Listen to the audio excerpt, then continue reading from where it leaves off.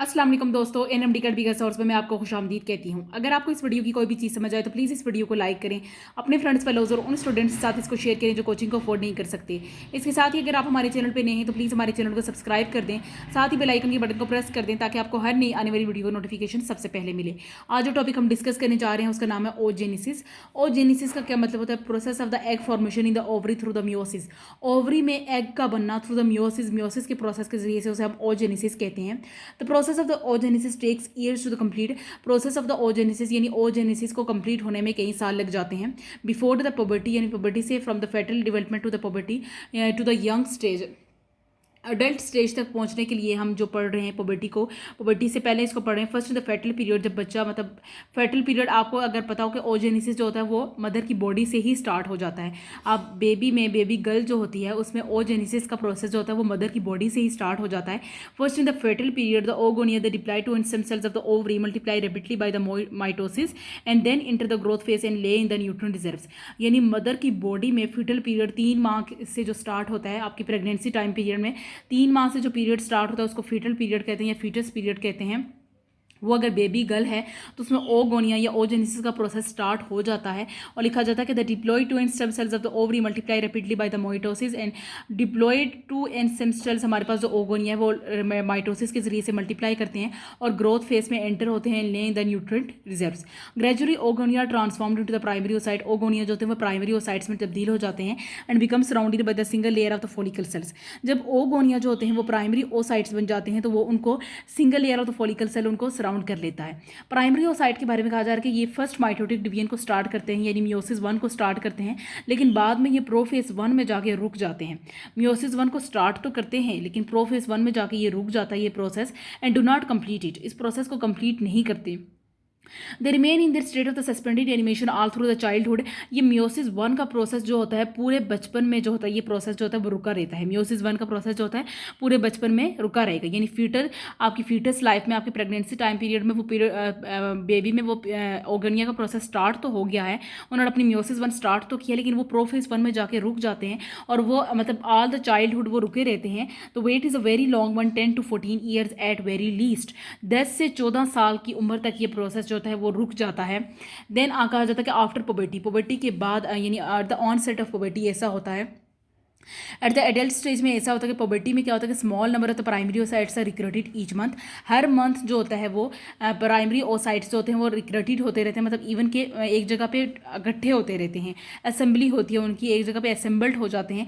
Only one is selected each time to complete the meiosis 1। जो meiosis 1 हमारे पास रुक गई थी और जब पुबर्टी में स्टार्ट हो गई है वो क्या होता है कि प्राइमरी ओसाइट्स हमारे पास जो थे वो एक जगह इकट्ठे होते हैं हर मंथ में, और लेकिन उनमें से एक प्राइमरी ओसाइट जो था वो मियोसिस 1 को कंप्लीट करता है और 2 हेप्लॉइड सेल्स को प्रोड्यूस करता है जो डिसिमिलर होते हैं साइज में। तो हेप्लॉइड सेल्स हमारे पास जो प्रोड्यूस हुए हैं वो डिसिमिलर होते हैं साइज में।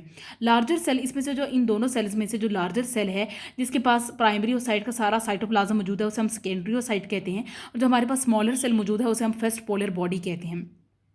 ह्यूमन्स में ऐसा होता है कि या ह्यूमन्स में या फीमेल्स में ऐसा होता है कि सेकेंडरी ओसाइट जो होता है मेटाफेज 2 में अरेस्ट हो जाता है। अरेस्ट का मतलब होता है बंद हो जाता है और this is a cell that is ovulated, और यही वो सेकेंडरी ओसाइट है जो ओव्यूलेटेड होता है, जिसकी ओव्यूलेशन होती है यानी जो एग रिलीज होता है, एग रिलीजिंग स्टेज जिसे हम ओव्यूलेशन कहते हैं, ये वो सेकेंडरी ओसाइट ही होता है जो हमारे मेटाफेज 2 में अरेस्ट हो जाता है, बंद हो जाता है, देन ओव्यूलेशन होती है यहाँ पे।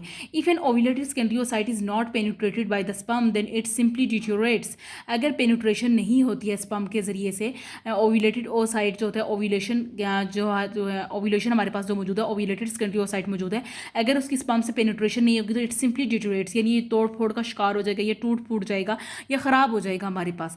लेकिन अगर स्पर्म पेनिट्रेशन होती है ओव्यूलेटेड सेकेंडरी ओसाइट के साथ तो it quickly completes the meiosis 2। ये मियोसिस 2 को भी कंप्लीट कर लेता है। यानी पहले हमारे पास प्राइमरी ओसाइट के जरिए से मियोसिस 1 तो कंप्लीट हुआ है, लेकिन अगर स्पर्म पेनिट्रेशन हो जाती है तो मियोसिस 2 भी कंप्लीट होता है और हमारे पास एक लार्ज ओवम प्रोड्यूस होता है and a tiny second polar body.